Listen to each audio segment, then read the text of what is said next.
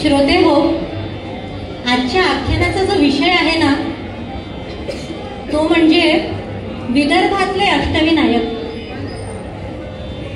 पश्चिम महाराष्ट्रातले अष्टविनायक सगळ्यांना माहिती आहे, पण नागपूर आणि त्याच्या आसपास पुराणांमध्ये प्रसिद्ध असलेले, पुराणांमध्ये सुद्धा त्यांचा महिमा असलेले, ऐतिहासिक महत्त्व असलेले असे अष्टविनायक विदर्भात आहेत. आणि त्यापैकी एक म्हणजे बुरेंचा गणपती. पश्चिम महाराष्ट्राप्रमाणे विदर्भातही अष्टविनायक आहेत. त्यातील एक नवसाला पावणारा म्हणजे बुरेंचा गणपती. याबद्दल आज सौ अंबिका श्रीपाद लिंबेकर यांनी निरूपण केले, व्याख्यान दिले. त्याचा हा भाग आपल्यासाठी.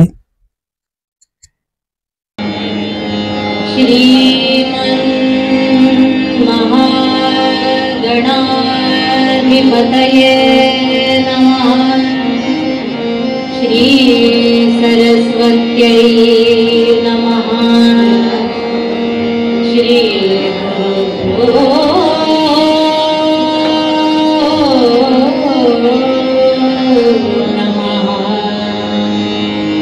वक्रतुंड महाकाय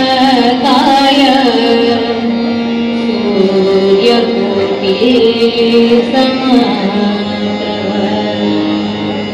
निर्विघ्नं कुरु मे देव सर्वकार्येषु सर्वदा.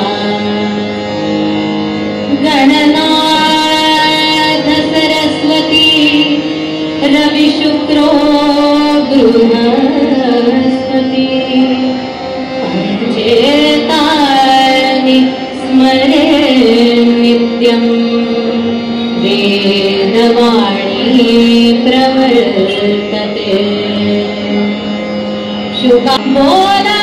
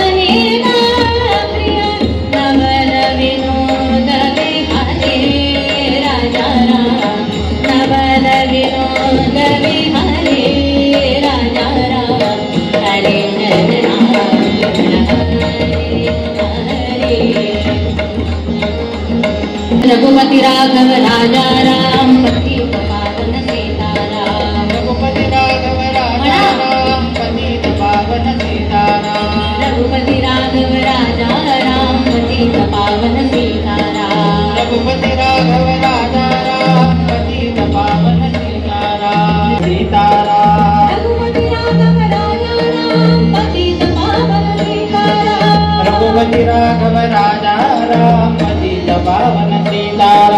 रघुपति राघव राजा राम पतित पावन सीताराम. रघुपति राघव राजा राम पतित पावन सीताराम.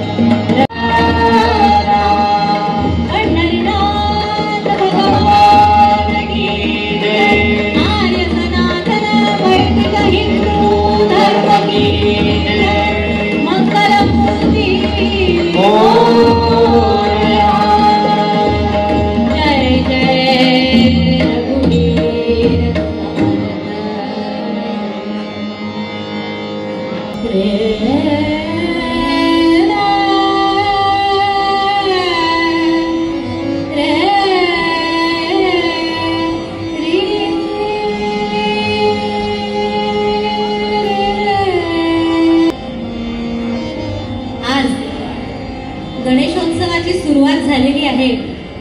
आणि प्रत्येकाच्या घरी गणरायांनी आगमन केलेलं आहे। अहो, प्रत्येकाच्या घरातच काय तर संपूर्ण विश्वाच्या हृदयामध्ये जे विराजमान आहे असे आपले बाप्पा। अहो, हे बाप्पा कसे आहेत तर आनंद रूप आहेत, ज्ञान करून देणारे आहेत। अहो, ज्ञानाचा आनंद आपल्या बुद्धीमध्ये चेतवणारे आहेत। म्हणूनच शंकराचार्य वर्णन करतात, मुदाकरात् मोदकं सदा विमुक्ति साधकं, मुदाकरात् मोदकं सदा विमुक्ति साधकं, कलातरावतं सकं विनाशि लोकरक्षकं, कलातरावतं सकं विनाशि लोकरक्षकं, अनायकैकनायकं विनाशिते भगञ्जकं, नतोऽशुभाशुनाशकं, नमामि तं विनायकं, नमामि तं विनायकं, नमामि तं विनायकं। त्या गणरायाला मुदाकरात् मोदकं म्हटलेलं आहे, म्हणजे अंधकाराचा नाश करून ज्ञानाचं दीप पेटवणारे म्हणजे गणेश आहेत। आणि अशा या बाप्पांचं वर्णन करण्यासाठी, त्यांचं चिंतन करण्यासाठी यथाशक्ती यथामती निरूपण करण्याचा प्रयत्न करणार आहे। आज मोठं उत्साहाचं वातावरण सगळीकडे आहे। आपण बघतच आहात, लोक आपल्या घरातून बाहेर येऊन गणरायांचं दर्शन घ्यायला आलेले आहेत। आणि मी माझं परमभाग्य समजते की ह्या इतक्या ऐतिहासिक पवित्र वास्तूमध्ये मला कीर्तन करण्याची संधी प्राप्त झाली। यासाठी मी आभार मानत नाही, तर त्यांचा उल्लेख करते की रमेश दादा ढेकणे आहेत, त्यानंतर गीतांजली ताई टिळक, त्यानंतर माझे दादा सूर्यकांत बरबडीकर यांनी मला इथे पाचारण केलं। आणि शेवटी ही गणरायाची इच्छा आहे, त्यामुळे त्यांच्या इच्छेला माझं मी सद्भाग्य समजते आणि तुमच्या समोर गणरायांचं यथाशक्ती यथामती निरूपण करण्याचा प्रयत्न करते। आजच्या कीर्तनासाठी घेतलेला अभंग हा संत श्रेष्ठ जगद्वंदनीय जगद्गुरु तुकाराम महाराजांचा आहे। अहो, भागवत धर्माची पताका ज्यांनी उंच धरली आहे, भागवत धर्म मंदिराचा जे कळस आहे, असे आपले तुकाराम महाराज अभंगामध्ये काय म्हणतायत? नमो आदिरूपा ओंकार स्वरूपा विश्वाची रूपा माय बापा, तुझिया सत्तेने तुझे गुण गाऊ, तेणे सुखी राहू सर्व काळ। तुझी श्रोता बघता ज्ञानाचे अंजन, सर्व होणे जाणे तुझी हाते। तुका म्हणे जेथे नाही मी तू पण, स्तवावे ते कवण कवणा लागे। सद्गुरुनाथ महाराज की जय, मंगलमूर्ती मोरया। महाराज या अभंगामध्ये नमो आदि रूपा ओंकार स्वरूपा विश्वाची रूपा माया बापा, एका अशा तत्वाला वंदन करत आहेत, नमन करत आहेत, जे आदि स्वरूप आहेत, जे ओंकार स्वरूप आहेत, त्याचप्रमाणे विश्वरूप आहेत आणि आपल्या सगळ्यांचे नवे नवे तर या विश्वाचे मायबाप आहेत। अहो, ही सगळी विशेषणं कोणासाठी? ज्ञानेश्वरीमध्ये सुद्धा ज्ञानेश्वर महाराजांनी ओम नमोजी आद्या वेद प्रतिपाद्या जय जय स्वसंवेद्या आत्मरूपा. या ओळींमध्ये सुद्धा विशेषणं वापरली आहेत. नेमकं हे कोणाबद्दल बोलल्या जात आहे त्याचं नाव मात्र दिलेलं नाही. याचं कारण काय तर विश्वोत्पत्तीच्या आधी जे अनाम निर्विकार निर्गुण असं जे तत्व होतं त्याचं वर्णन तरी कसं करायचं. म्हणून त्यांना आदिरूपा म्हटलेलं आहे. जे सगळ्यांच्या सुरुवातीला होतं ओम नमो जी आद्या म्हटलेलं आहे. आता ते कसं आहे, स्त्री रूप आहे पुरुष रूप आहे कसं आहे काही सांगता येत नाही, पण ते आहे बरं का. त्याच्या सत्तेने हे जग सुरू आहे. ओम नमो जी आद्या नमो आदिरूपा असं म्हटलेलं आहे. पुढे महाराज म्हणतात की ओंकार स्वरूपा. थोडस आता ते तत्व कसं आहे याचं वर्णन करायची सुरुवात केली. ओंकार स्वरूप म्हटलं. आता कानावर ओंकार ध्वनी त्यांच्या पडलेला होता. ओम असा जो ध्वनी आहे तो कसा बनलेला आहे. अकार चरणयुगुल. ज्ञानेश्वर माऊली वर्णन करतात. अकार चरणयुगुल उकार उदराकार मकार महामंडळे मस्तकाकारे. अकार म्हणजे त्यांचं चरणयुगुल आहे. उकार उदराकार आहे म्हणजे त्यांचं पोट कसं आहे ते दाखवत आहे. त्यानंतर त्यांचं मस्तक म्हणजे महामंडळ आहे. या सगळ्याची उत्पत्ती जिथून झाली ते मस्तक कसं असावं ह्याचे वर्णन ज्ञानेश्वर माऊलींनी केलं. अ उ आणि म. त्याचप्रमाणे चौथी मात्रा म्हणजे चंद्रबिंदीची. या चारही मात्रांनी एकत्रित हा ओम ध्वनी तयार केलेला आहे. आणि हेच गणरायांचं प्रधान रूप आहे. तुकाराम महाराज वर्णन करतात. ओंकार प्रधान रूप गणेशाचे. ओंकार प्रधान रूप गणेशाचे. देवांचे जन्मस्थान. देवांचे जन्मस्थान. ओंकार प्रधान रूप गणेशाचे. ओंकार प्रधान रूप गणेशाचे. या गणेश रूपापासून कोणाची उत्पत्ती झाली महाराज सांगतात. ऐसे तिन्ही देव जेजुरी उत्पन्न. ऐसे तिन्ही देव जेजुरी उत्पन्न. तो हा गजानन माय बाप. तो हा गजानन माय बाप. ओंकार प्रधान रूप गणेशाचे. ओंकार प्रधान रूप गणेशाचे.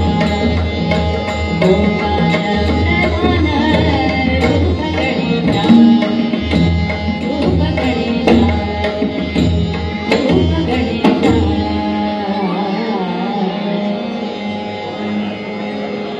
ओंकार हे प्रधान रूप गणेशाचं आहे.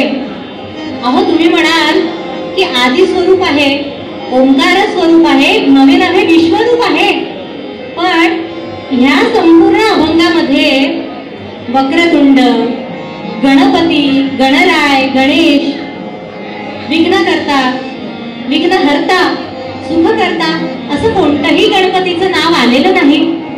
मग हे सगळं जे वर्णन आहे ते गणेशाचं कशावरून याचा खुलासा करताना ज्ञानेश्वर माऊली म्हणतात. देवा तुझी गणेशू सकलार्थ मती प्रकाशू. म्हणे निवृत्ती नासू अवधारे जोशी. सुरुवातीला सगळं वर्णन केलेलं आहे विशेषणं लावलेली आहेत. पण दुसऱ्या ओवीमध्ये त्यांनी हे सगळं वर्णन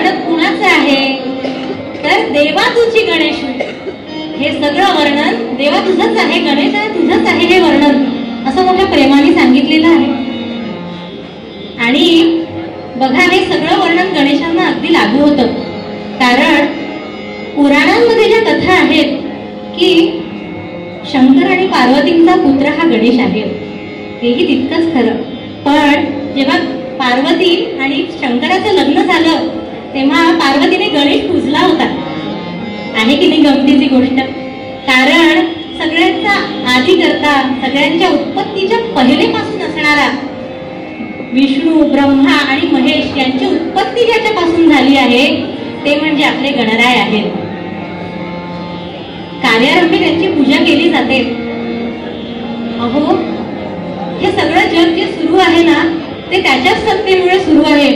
त्यामुळे अथर्व शीर्षामध्ये म्हणतात, त्वमेव केवलम कर्तासि त्वमेव केवलम हर्तासि. इतकंच नव्हे तर सर्वं खलविदं त्वत्तो जायते सर्वं खलविदं त्वत्तिष्ठति. जायते म्हणजे जन्माला येतं. हे सगळं जे काही जन्माला येतं ते तुझ्याच पासून जन्माला येतं. त्याचप्रमाणे सर्वं खलविदं त्वत्तिष्ठति. सगळं जग वाढतं, खेळतं ते तुझ्याच पाशी. त्यानंतर हे सगळं जग लय कुठे पावतं हो? तर सर्वं खलविदं त्वयि लयमेष्यति. सगळं जग जिथे लय पावतं ते म्हणजे आपले गणरायच आहे. कारण अहो, ब्रह्मा विष्णू यांना बुद्धी देणार तरी कोण? सकलार्थमती प्रकाशी त्यांना म्हटलेलं आहे. त्यांच्या प्रेरणेने ह्या तिन्ही देवांना बुद्धी मिळते आणि ते आपलं कार्य करतात. गणरायांना बुद्धीची देवता म्हटलेलं आहे. अहो, जेव्हा शाळेमध्ये एखादी शिक्षिका आपल्या विद्यार्थ्यांना शिकवते तेव्हा ती म्हणते की अरे, जेव्हा गणपती बाप्पा तुला बुद्धी वाटत होते तेव्हा काय तू ऑब्सेंट होतास काय, गैरहजर होतास काय? ते काही उगाचच नाही. कारण की गणपती ही बुद्धीची देवता आहे. जरी ज्ञान आपल्या कानांनी ऐकलं तरी त्याचा बोध करून देण्याची ताकद फक्त गणरायांमध्ये आहे. ज्ञानबोधक गणराय आहे. त्यामुळे महाराज म्हणतात की तुझी या सत्तेने तुझे गुण गाऊ. महाराज म्हणतात की तुझी ही जी सत्ता आहे ना, तूच आमच्याकडनं वदवून घेतोस, बोलवून घेतोस, ऐकवतोस, दाखवतोस. ही तुझीच इच्छा आहे, तुझीच सत्ता आहे आणि ह्या सत्तेने तुझे गुण गातो आहे. त्यामुळे काय होणार आहे? तेणे सुखी राहू सर्व काळ. या ठिकाणी महाराज आपल्याला सर्व काळ सुखी कसं राहायचं याचं सूत्र सांगत आहेत. अहो, जगी सर्व सुखी असा कोण आहे? जगामध्ये प्रत्येकाला काही ना काही चिंता, दुःख, काहीतरी काळजी आहे. सतत पैसा मिळवायची काळजी, पैसा मिळवल्यावर लौकिक मिळवायची आणि लौकिक मिळवल्यावर स्थिर व्हायची. पण स्थैर्य कुठे आहे माहितीये का? तर स्थैर्य ह्या भगवंताची सत्ता मानण्यामध्येच आहे. समर्थ म्हणतात, मी करता ऐसे म्हणशी तेणे तू कष्टी होशी. राम करता म्हणशी पावशी यश कीर्ती आणि प्रताप.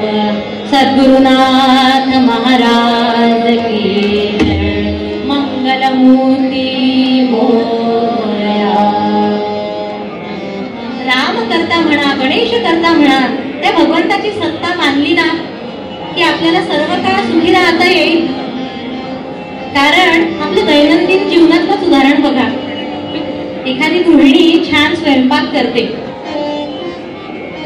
आणि भाजीमध्ये चुकून मीठ कमी झालं तर भरपूर कामं असतात. मीठ कमी झालं, जेवण सगळ्यांना वाढलेलं आहे, पंगत बसली आणि मुलगी हळूच म्हणते, आई ग भाजी जमली नाही आज, मीठ कमी झालंय, बेचव लागत आहे एकदम. आईला काय वाटतं? वाईट वाटतं. इतक्या मेहनतीने मी स्वयंपाक केला आणि मीठच विसरलं. त्यामुळे ती किंचित दुःखी होते. ती का दुःखी होते? कारण कर्तेपणा तिने घेतलेला आहे. मी ही भाजी केली, माझ्यामुळे मीठ कमी झालं, माझ्या हातून मीठ कमी पडलं, या देहबुद्धीमुळे मी करता असं तिने म्हटलं आणि त्यामुळे कष्टी झाली.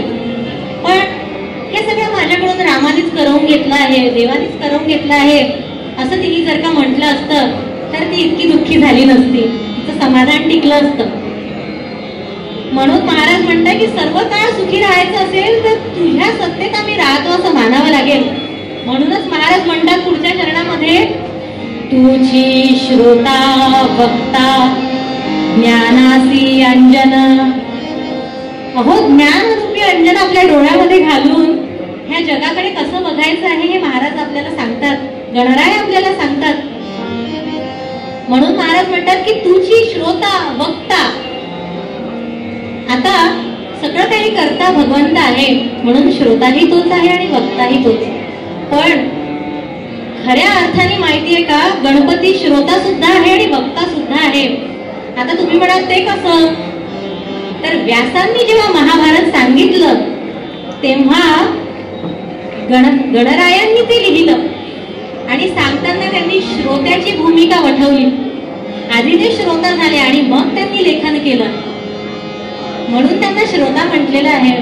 आणि वक्ता कधी झाला हो, जेव्हा वरेण्य राजाला गणेश गीता गणरायांनी सांगितली, त्याचं वर्णन श्रीमद मुद्गल पुराणामध्ये आहे. वरेण्य राजाला जेव्हा गणेश गीता सांगितली तेव्हा गणराय वक्ता झालेले होते. ह्यामुळे सुद्धा तुकाराम महाराज त्यांना तुझी श्रोता वक्ता ज्ञानासी अंजन सर्व होणे जाणे तुझी हाती असं म्हणतात. आणि आपण जर का पूर्ण अभंग पाहिला तर आपल्याला असं लक्षात येईल की महाराजांनी पहिले सगुण रूप त्यांचं वर्णन केलेलं आहे की गणराय कसे आहेत. त्यांचं सगुण रूप वर्णन केलं, त्यांची सगुण भक्ती केली आणि त्यानंतर त्यांना निर्गुणाची जाणीव झालेली आहे. सगळीकडे जेव्हा गणराय भरलेले आहेत, गणरायच सगळीकडे व्याप्त आहेत, तेव्हा एकरूपतेची भावना त्यांच्यामध्ये निर्माण झाली. आणि म्हणतात महाराज शेवटच्या चरणामध्ये, तुका म्हणे जेथे नाही मी तू पण. तेव्हा जेथे मी आणि तू वेगळाच नाही, तूच करता करविता आहेस, तेव्हा तू आणि मी वेगळा नाही, माझ्यातही तू आहेस आणि समोरही तूच आहेस. त्यामुळे स्तवामी ते कवणा लागी. स्तवन कोणाचं करायचं आहे, जेव्हा मी माझ्यातही गणेश आहे, मी सुद्धा गणेशाचाच अंश आहो, तर मीच माझी स्तुती कशी करू. इथे महाराजांना निर्गुणाची जाणीव झालेली आहे. साधकाने साधना कशी करावी ह्यासाठी महाराजांनी हा अभंग रचला असावा. 4 चरणांचा अभंग आहे, पण महाराज ह्या अभंगामध्ये आपल्यासारख्या 2 चरणासारख्या माणसासाठी किती काय काय सांगून जातात बघा. गमतीची गोष्ट आहे. साधकाने नेहमी कसा विचार करावा, सगुण रूप वर्णन करून निर्गुणाकडे जायचं आहे. सुरुवातीला देव आहे हे मानायचं आहे आणि साधनेच्या अंती देवच आहे हे त्याला कळायला पाहिजे. त्यामुळे महाराज पूर्वोक्त पदामध्ये म्हणतात, देवाचं सगुण रूप वर्णन करतात आणि त्या गणरायांना बुद्धी देण्यासाठी आपल्यासारख्या सामान्य लोकांना आपला उद्धार करावा म्हणून गणरायांना ते शरण जात आहेत, त्यांचं वंदन करत आहेत, त्यांचं गुणानुवर्णन करत आहेत आणि म्हणत आहेत, नमो आदिरूपा ओंकार स्वरूपा, नमो आदिरूपा ओंकार स्वरूपा. सद्गुरुनाथ महाराज की जय. गणपती बाप्पा मोरया. हे गणराय आपल्या भक्तांना कसे प्रसन्न झाले यासाठी आपण उत्तरंगामध्ये आख्यान बघूया. तत्पूर्वी कीर्तनाच्या नियमांप्रमाणे काही क्षण भगवंताचं स्मरण करूया. ओम गणपतये नमः सिद्धिविनायक नमो नमः म्हणा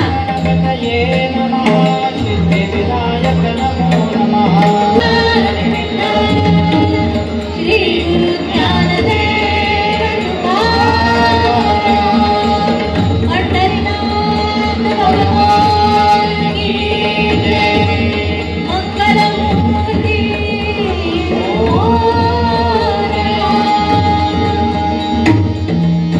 आर्य सनातन वैदिक हिंदू धर्म की जय जय जय रघुवीर समर्थ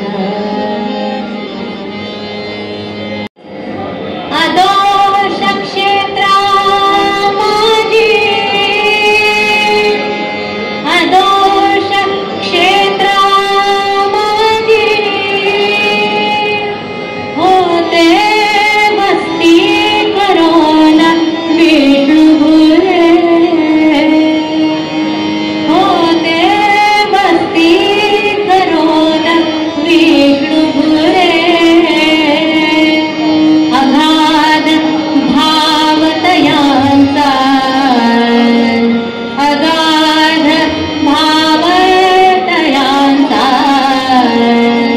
परिवाराचा गजानन वैद्य रामा राम राम हरे हरे राम राम राम राम सीतापते राम राम राम राम अधोक्षज राम राम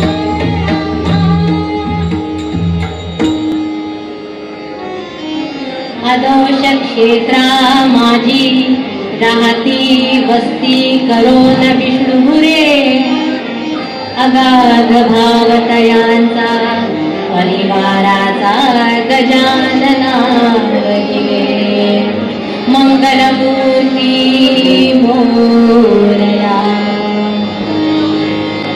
श्रोते हो, आजच्या आख्यानाचा जो विषय आहे ना तो म्हणजे विदर्भातले अष्टविनायक. पश्चिम महाराष्ट्रातले अष्टविनायक सगळ्यांना माहिती आहे, पण नागपूर आणि त्याच्या आसपास पुराणांमध्ये प्रसिद्ध असलेले, पुराणांमध्ये सुद्धा त्यांचा महिमा असलेले, ऐतिहासिक महत्व असलेले असे अष्टविनायक विदर्भात आहेत. आणि त्यापैकी एक म्हणजे धुळेंचा गणपती. आता आर्यमध्ये वर्णन केल्यानुसार अदोष क्षेत्रा माझी राहती वस्ती करून विष्णुपुरे. आता हे अदोष क्षेत्र कोणतं हो, तर श्रीमद उद्गल पुराणामध्ये अदोष क्षेत्राचं वर्णन आलेलं आहे.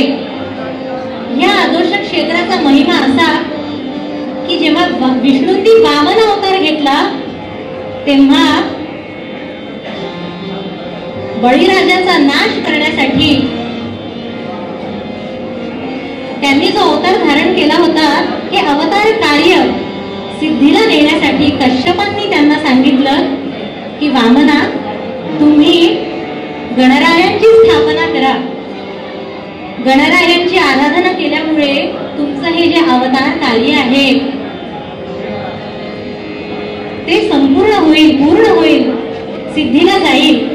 त्यामुळे अदोष क्षेत्री जावं म्हणजे आत्ताचा आदासा. आजकाल सगळ्यांच्या हातामध्ये मोबाईल आहे आणि आपण सहजच आदासा असं गुगल केलं तर आपल्याला कळेल की तिथे मोठी 7-8 फुटाची अशी मूर्ती आहे आणि नर्तन करणारा उजव्या सोंडेचा असा शमी विघ्नेश तिथे विराजमान आहे. या शमी विघ्नेशाची स्थापना वामनांनी स्वतः केलेली आहे. बघा, इतकं पौराणिक महत्व आहे त्याचं. ह्या शमी विघ्नेशाची आराधना वामनांनी 1 वर्ष केली. त्यानंतर हे गणराय प्रसन्न झाले आणि त्यांना कार्यसिद्धीचा आशीर्वाद दिला. आणि त्यानंतर आदाशा या क्षेत्री शमी विघ्नेश म्हणून गणराय विराजमान आहेत. क्षेत्रामध्ये काय झालं, भुरे नावाचं कुटुंब गणरायांची अतिशय मनोभावे सेवा करत होतं. त्या मंदिराची व्यवस्था पाहत होते. भुरेंच्याच घरातनं ह्या गणरायांसाठी नैवेद्य जायचा आणि यांच्या कुटुंबामध्ये विष्णू काशीप भुरे नावाचा अत्यंत विद्यावान, दैवी आणि गुणांनी युक्त असा पुत्र जन्माला आला. आणि ह्याने आपल्या घरचा सगळा कुळाचार बघावा, रीती बघावी, आपल्या घरी कशी परंपरा आहे त्याचं निरीक्षण करावं आणि त्याचप्रमाणे गजाननाच्या ठाई त्याचा अत्यंत अगाध असा भाव होता. असंच एकदा काय झालं की मोठी विचित्र अशी घटना घडली. बाळपणीच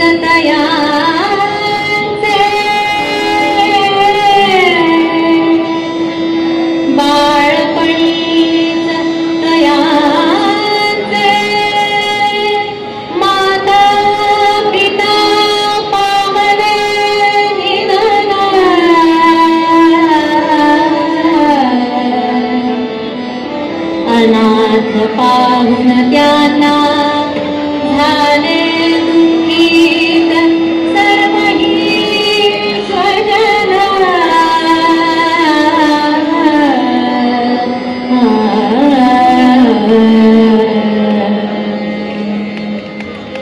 या विष्णूंचे आई वडील लहानपणीच निधन पावले आणि त्यामुळे आता सगळे नातेवाईकांनी मात्र हळहळ व्यक्त केली, अहो या विष्णूचा आता काय होईल, हा तर लहानपणीच अनाथ झाला, अहो हा तर अनाथ झाला, पण आता मंदिराची व्यवस्था कोण पाहणार, नैवेद्य कोण करणार. मग मंदिराची व्यवस्था पाहायला आणि त्या विष्णूचा सुद्धा सांभाळ करायला त्याचे मामा मामी समोर आले आणि या विष्णूंचा सांभाळ मोठ्या प्रेमाने त्यांनी केला. पितृछायेचं छत्र त्यांनी त्याच्यावर धरलं आणि खूप छान संगोपन करायला सुरुवात केली. विष्णूचीच नव्हे तर त्या मंदिराची व्यवस्था, गणरायाला रोज नैवेद्य देणे, अशा सगळ्या गोष्टी हे मामा मामी पार पाडत. असंच एकदा काय झालं, होती पुण्य परंपरा रीती अशी वंशात साधे जशी, तैसा नित्यक्रम चालावा कथुनी गेला तात भरलोकी. जो आपला नित्यक्रम आहे तो सुरळीतपणे चालावा अशी आज्ञा त्या लहानशा विष्णूंना त्याच्या वडिलांनी केली होती. आणि हा सुद्धा ही परंपरा नेहमी चांगल्याने पार पडावी, देवाला नैवेद्य दाखवावा, त्याची सेवा करावी, त्याच्यासमोर भजन गावं, अशी सगळी आराधना गणरायांची विष्णू मनोभावे करत होता. आणि एकदा काय झालं की मामांना बाहेर गावी जावं लागलं आणि मामांनी विष्णूला जवळ बोलावलं. विष्णूंना जवळ बोलावलं आणि म्हटलं, अरे विष्णू, आता मी 4-5 दिवसांसाठी बाहेर गावी जाणार आहे बरं का, तर तू काय कर, मामी तुला नैवेद्य देईल, तू तो गणरायांना दाखव. आता ह्यांच्याकडे अशी पद्धत होती की हा जो नैवेद्य आहे हा काही थोडूसा नव्हता, चांगलं ताटभर अन्न, भाजी, चटणी, कोशिंबीर, 2 भाज्या, 2 चटण्या, कढी, भजे, पुरणपोळी, 4 वेगळ्या पोळ्या, मसाले भात, साधा भात, असं सगळं ताट अगदी सजवून गणरायांना अर्पण केलं जायचं. आणि त्या मंदिरामध्ये राहणारे एक महंत होते, तो ते हा नैवेद्य ग्रहण करत होते. हा नैवेद्य महंत खात होते. आता या लहानशा विष्णूला ही गोष्ट कशी माहीत असणार, त्यांनी तर पाहिलं होतं बाबा नैवेद्य दाखवतात आणि रिकामं ताट घेऊन येतात. ह्याचा असा समज झाला की गणरायच हा नैवेद्य प्राशन करतात. त्यामुळे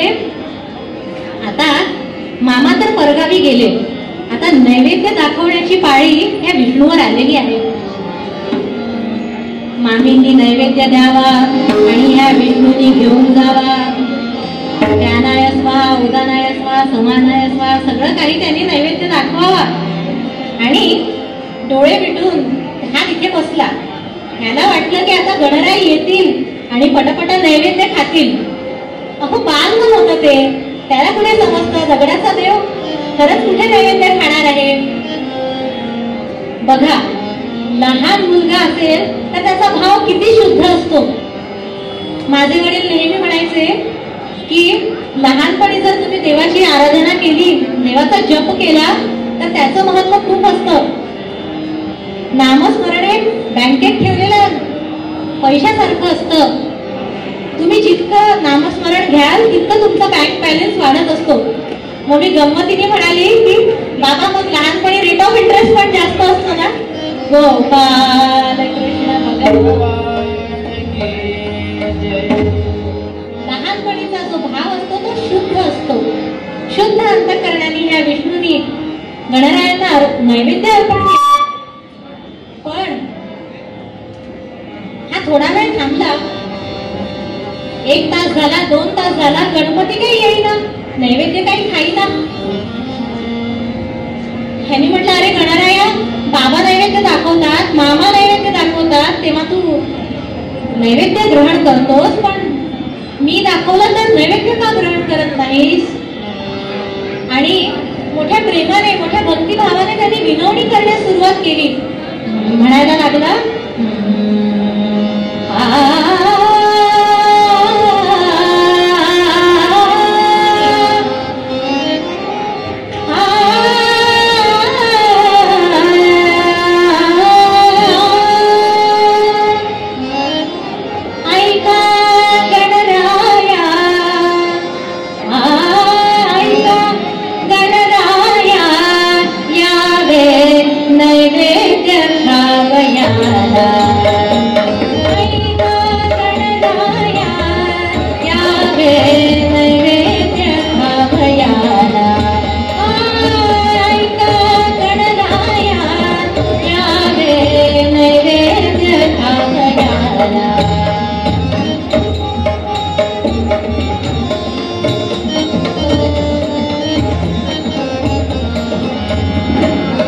त्यांची ती रहाटी मजावून देना, त्यांची ती रहाटी मजावून देना, बाहंदी तुझं कैसे ते मजला कळेना, बाहंदी तुझं कैसे ते मजला कळेना, तब मन के मागस मोरेना, तब मन के मागस मोरेना, मानी मम वचनाला, मानी मम वचनाला, यावे नैवेद्य खावयाला.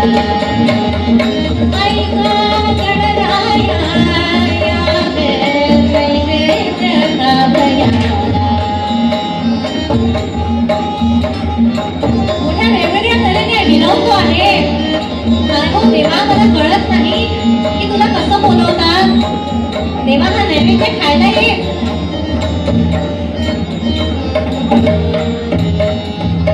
मौज माझी ना झाली देवा, मौज माझी ना झाली देवा, म्हणून गावा येशी जेवणा, म्हणून गावा येशी जेवणा. कृपाळू बाबा, कृपाळू बाबा, कृपाळू बाबा, मागे मम वचनाला, मागे मम वचनाला, यावे नैवेद्य खावयाला, यावे नैवेद्य खावयाला. अहो ऐका गणराया, ऐका गणराया, यावे नैवेद्य खावयाला, यावे नैवेद्य खावयाला, यावे नैवेद्य खावयाला. म्हणतो आहे देवा, मला माहिती नाही तू काय येत नाहीस? माझी मुंज झाली नाही म्हणून येत नाहीस का? काय कारण आहे मला काही कळत नाही, पण तू हा नैवेद्य ग्रहण कर. कारण की तू असं केलं नाही तर घरचे म्हणतील की ह्याने स्वतःचा नैवेद्य खाल्ला आणि असं लांछन मला नको आहे. त्यामुळे देवा माझ्या रक्षणासाठी तरी तू ये. तरी गणराया येत नाही. मग आता काय करावं?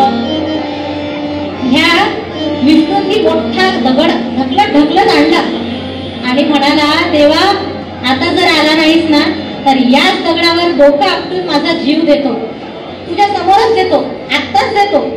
येतोस की नाही असं निक्षून सांगितलं.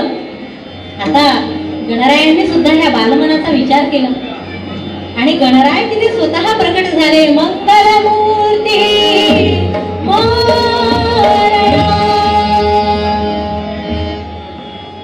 गणराय प्रकट झाले आणि त्यांचं ते दिव्य रूप पाहून त्यांना धन्य वाटलं. गणरायांनी ह्या आपल्या भक्ताची साध पुरवली. सगळा नैवेद्य व्यवस्थित संपवला. एक कण सुद्धा या ताटामध्ये ठेवला नाही. अगदी ताट धुवून स्वच्छ करावं तसं हे ताट चमकत होतं. आणि हे रिकामं ताट घेऊन मोठ्या आनंदाने आपल्या मामींपाशी आला आणि याप्रमाणे 4-5 दिवस हा नित्यक्रम सुरू राहिला. गणरायांनी यावं, यांनी नैवेद्य दाखवावा, गणरायांनी तो स्वीकारावा. मात्र गंमत अशी झाली की मंदिरामध्ये राहणारे जे महंत होते त्यांना मात्र उपास झाला. नैवेद्य काही येईना. काय करावं, कोणाला सांगावं? मामा 5व्या दिवशी गावी परत आले आणि पहिले महंतांनी जाऊन त्यांना गाठलं. अहो काय करू, 4-5 दिवस मला उपवास घडला, नैवेद्याचं ताट काही माझ्यापर्यंत आलं नाही.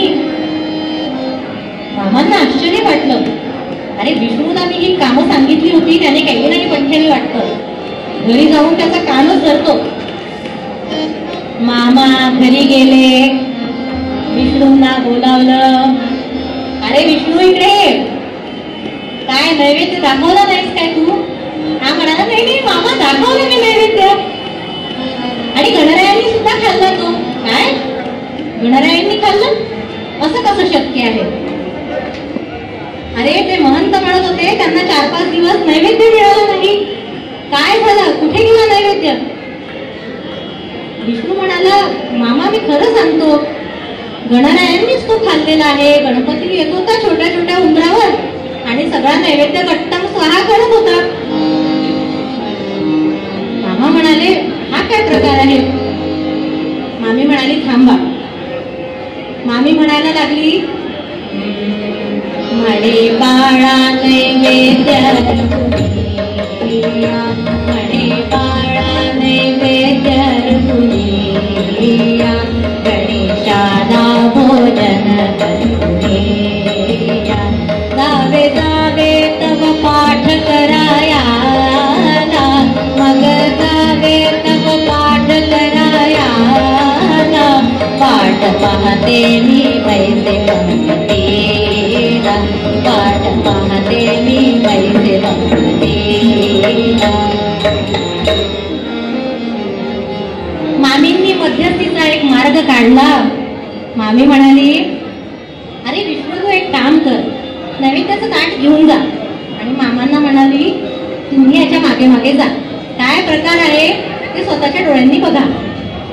आता मामा या विष्णूच्या मागे गेले आणि एका छोट्याशा झरोक्यातनं काय काय घटना घडते, काय प्रकार होतो हे पाहायला सुरुवात केली. आणि गणरायांच्या ते लक्षात आलं की मामा आज बघतायत, नैवेद्य कोण खातं हे बघायसाठी मामा आलेले आहेत, म्हणून गणराय काही येईना. आता विष्णू म्हणाले, देवा तू आज आला नाहीस तर मी खोटा पडेल. आणि तू तुझ्या भक्तांना खोटा पाडत नाहीस.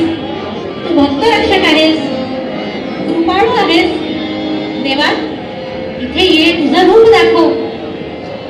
गणराय काही येईना. मग आता परत आपला मार्ग त्यांनी अवलंबला. यावेळेस दगड आणला नाही, यावेळेस त्यांनी भगवंताचं गुणानुवर्णन सुरू केलं, त्यांना आळवायला सुरुवात केली.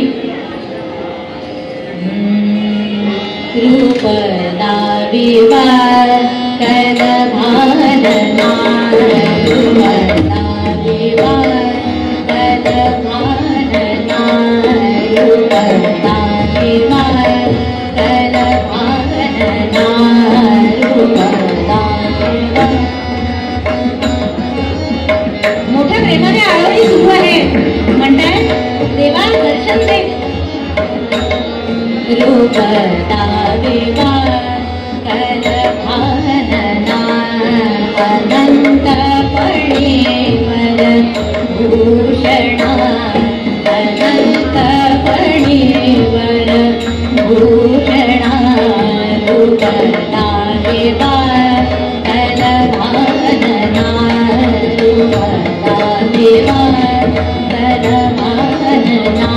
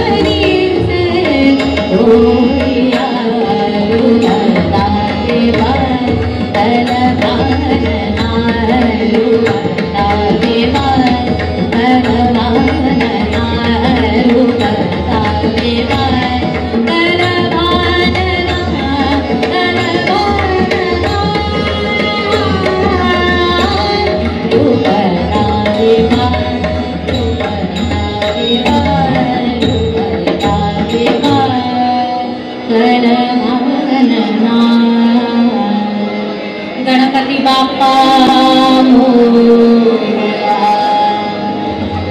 वेगवेगळ्या तऱ्हेने हे विष्णू गणरायांची आराधना करत आहेत, त्यांना विनवणी करत आहेत. देवा या आता मला खोटं काढू नका, रोज जसा नैवेद्य खाता तसा आजही खा. आणि त्यांच्याही विनंतीला मान देऊन गणराय तिथे नैवेद्य खायला तर आले, पण ते फक्त विष्णूंनाच दिसत होते. झरोक्यातनं पाहणाऱ्या मामांना काही गणराय दिसत नव्हते. ताटातलं अन्न तर संपत होतं, हळूहळू एक एक भजा चालला होता, पण हा भजा कोण खात आहे, हे अन्न कोण ग्रहण करत आहे हे काही दिसत नव्हतं. शेवटी मामा तिथे समोर प्रकट झाले. मामा म्हणाले, थांब विष्णू, हा काय प्रकार आहे ते मला सांग. विष्णू म्हणाला, मामा माझ्या डोळ्यांमध्ये बघा. विष्णूने रोखून मामांच्या डोळ्याकडे बघितलं आणि त्यांच्या डोळ्यामध्ये साक्षात मूर्तिमंत अतिशय तेजस्वी अशी त्यांना गणरायांची मूर्ती दिसली, जी भोजन करते आहे. तेव्हापासून मात्र मामा विष्णूला जाम घाबरायचे. मामाने तर लगेच त्यांच्या पायाशी लोटांकण घातलं, म्हणाले, अरे विष्णू माझं चुकलं, तुझ्यावर मी आळ घेतला, तुझ्यावर रागावलो. विष्णू म्हणाले, मामा असं काही करू नका, गणरायांना तुम्ही वंदन करा, ते तुमच्यावर सुद्धा कृपा करतील. आणि हे विष्णू यांचे चमत्कार त्या आदासामध्ये अतिशय प्रसिद्ध होते. सगुण रूपामध्ये ह्या विष्णूंनी वर्षी यांची गणरायांची सेवा केली, त्यांची आराधना केली, पण आता विष्णूंना सुद्धा गणरायांचं निर्गुण रूप बघायचं होतं. हे तत्व काय आहे हे जाणून घ्यायची आस त्यांना लागली. ब्रह्म काय आहे हे जाण्यासाठी ते गणरायांना विनवणी करू लागले. म्हणाले, दावी दावी मज सख्या गणेशा ब्रह्मरूपानी रे, दावी दावी मज सख्या गणेशा ब्रह्मरूपानी रे, समदाची आळ पुरविली घडले ब्रह्मपद रे, समदाची आळ पुरविली घडले ब्रह्मपद रे, दावी दावी मज सख्या गणेशा ब्रह्मरूपानी रे, दावी दावी मज सख्या गणेशा ब्रह्मरूपानी रे, समदाची आळ पुरविली घडले ब्रह्मपद रे, समदाची आळ पुरविली घडले ब्रह्मपद रे, घडले ब्रह्मपद रे, घडले ब्रह्मपद रे. तेव्हा ज्याप्रमाणे गृत्समदाला तुम्ही ब्रह्मपदी नेऊन पोहोचवलं, तसं मलाही या परब्रह्म तत्वाची जाणीव करून द्या, मला दर्शन द्या. गणराय म्हणाले, त्यांनी एकदा दृष्टांत दिला त्यांना. म्हणाले, हे काम मी करू शकत नाही, हे काम सद्गुरूंच आहे. तू गुरूंना जाऊन शरण जा, त्यांची आराधना कर, त्यांची सेवा कर, तेव्हा तुला परब्रह्म तत्वाची जाणीव होईल. असा उपदेश गणरायांनी स्वप्नात येऊन या विष्णूंना केला आणि म्हणाले की तू मोरगावला जा. मोरगावला स्वामी योगींद्राचार्य आहे आणि तेव्हा त्यांची ख्याती सगळीकडे प्रसिद्ध होती. हे योगींद्राचार्य म्हणजे मोठे पारमार्थिक असे साधक होते. त्यांचं वय म्हणे 227 वर्ष होतं. म्हणजे उपासनेमध्ये इतके गळून जायचे की त्यांना मृत्यू सुद्धा हात लावू शकत नव्हता. असा अधिकार त्या योगींद्राचार्यांचा होता. त्यांना तू गुरु कर असा उपदेश या विष्णूंना केला. विष्णूंनी उपदेशाप्रमाणे मोरगावला आले. योगींद्राचार्यांना सुद्धा देवाने दृष्टांत देऊन सांगितलं की विष्णू हा तुमच्यासाठी शिष्य पाठवलेला आहे, त्याला यथोचित तुम्ही ज्ञान करून द्या, ब्रह्मपदाला पोहोचवा. आणि हे विष्णू काही वर्ष मोरगावला राहिले. तिथे गुरूंनी सांगितलेली साधना केली आणि ब्रह्मपदाची प्राप्ती करून घेतली. आणि या योगींद्राचार्यांनी विष्णूंना, आता तुला परब्रह्म तत्व प्राप्त झालेलं आहे, आता तू तुझं संसार कार्य कर, तू लग्न कर आणि गणरायाची आराधना कर. त्याचप्रमाणे त्यांनी लग्न केलं, प्रपंच केला. त्यांना 2 पुत्रही झाली आणि गणेशाची सेवा करत ते आदाशामध्ये राहिले. आदाशामध्ये सेवा करता करता एक दिवस गणरायांनी त्यांना दृष्टांत दिला की आदाशातले लोक तर आता भक्ती मार्गाला लागलेले आहेत, तुझं जे कार्य आहे ते तू कर. गणराय म्हणाले, तू नागपूरला जा. नागपूरच्या लोकांना सुद्धा गणरायांच्या भक्तीचं महत्व पटवून दे. आणि त्यांच्या उपदेशानुसार हे विष्णू आता नागपूरला आले. पण दर चतुर्थीला ते मात्र गणरायांची सेवा करायला आदाशाला जायचे. पण आता काही वर्षांनी त्यांचं वय इतकं झालं की आता गात्र साथ देत नव्हते. मग ही आता यात्रा कशी करायची? आणि हा काळ काही आत्ताचा काळ नव्हता. मागवली ओला, आली ओला, नेला आपल्याला, असा तो काळ नव्हता. पायी यात्रा करावं लागायची. आणि आता मात्र गात्र थकले, पायी यात्रा करणं होईना. म्हणून गणरायांचं दर्शन कसं घ्यावं म्हणून त्यांची विनवणी करायला सुरुवात केली. म्हणे, देवा, आता माझे गात्र थकले, काय करू? तुझ्या दर्शनाला तर काही येऊ शकत नाही मी, तूच काहीतरी मार्ग दाखव. काय, कारण तुझे दर्शन घेतल्याशिवाय मला काही चैन पडत नाही. गणरायांनी दृष्टांत देऊन सांगितलं की घराजवळ जे 3 शमी वृक्ष आहेत त्यांच्या तळी तू खोद आणि खोदल्यावर तुला माझी मूर्ती मिळेल. ती तू तिचंच दर्शन तू घेत जा. तिला तुझे तू सुखदुःख सांग, त्याची आराधना कर, त्याची भक्ती कर. आणि त्या दृष्टांताप्रमाणेच विष्णूंनी शमीवृक्षाखाली खोदायला सुरुवात केलं. 14 फूट खाली खोदल्यावर त्यांना शेंदूर चर्चित आणि हुबेहूब जे आकाशाला जशी मूर्ती आहे शमी विघ्नेशाची, नर्तन करणारी उजव्या सोंडीची बलाढ्य अशी मूर्ती आहे, त्याचप्रमाणे तिचं छोटं रूप असलेली ही मूर्ती त्यांना मिळाली. मंगलमूर्ती. आणि ही मूर्ती त्यांनी आपल्या आश्रमामध्ये स्थापन केली. ही मूर्ती इतकी जागृत आहे म्हणे की भक्त जे जे काही साकडं घेऊन येतात त्यांचं दुःख ही मूर्ती दूर करते, त्यांना योग्य मार्ग दाखवते. आणि खूप अशी जागृत असलेली ही मूर्ती आहे. तिला काही वर्षांनी भुरेंचा गणपती त्यांनी तिथे सेवा केलेली असल्यामुळे, विष्णू भुरे स्थापित असल्यामुळे त्याला भुरेंचा गणपती असं नाव देण्यात आलं, अशी प्रसिद्धी झाली. आणि विदर्भातील अष्टविनायकांमध्ये तिला स्थान दिलं, कारण की ती 250 वर्षांपूर्वीची आणि पुराणाचं महत्व असलेली ही मूर्ती आहे. ते गणराय आहेत म्हणून तिचा समावेश विदर्भातल्या अष्टविनायकांमध्ये केलेला आहे. अष्टविनायकांची यात्रा ही सगळ्यांना माहिती आहे. तशीच यात्रा पूर्वीच्या काळी इतक्या दूर येता यायचं नाही म्हणून तिथल्या लोकांनी आसपासच अष्टविनायकांची स्थापना केली आणि ही यात्रा करायला सुरुवात केली. गणेशाची आराधना करायला सुरुवात केली. हा गणपती आपल्याला उत्तम बुद्धी देवो, ब्रह्मपदाला पोहोचवो. ज्याप्रमाणे विष्णूंचा उद्धार गणरायांनी केला तसा आपलाही त्यांच्या हातून घडो. भगवंतच सगळ्यांचा करता धरता आहे, ही सुद्धा बुद्धी, ही जाणीव आपल्या मनामध्ये कायम राहो, अशी बुद्धी आपण गणरायांना मागूया आणि आजच्या सेवेला आपण पूर्णविराम देऊया. आणि गणराय हे सगळ्यांची करता धरता असल्यामुळे तुकाराम महाराज पूर्वोक्त पदामध्ये म्हणतात, गणरायांना वंदन करतात.